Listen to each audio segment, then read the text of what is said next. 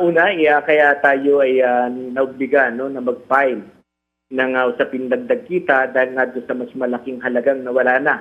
sa kita ng ating mga driver mula po nung nagkaroon tayo ng US aggression ano, na kung saan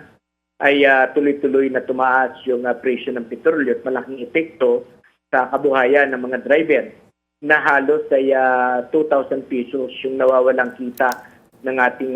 mga driver. Kaya kung titingnan po natin, sa loob po halimbawa ng isang araw ay kailangan namin makapag-produce ng halos 4,600 pesos para sa boundary rate crudo, wala pa yung kita ng ating mga driver sapagkat kung kami po ay nagpo-consume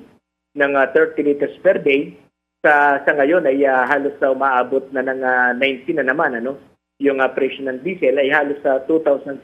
pesos yung para sa crudo pa lamang, wala pa yung boundary at wala pa yung iba pang mga maintenance na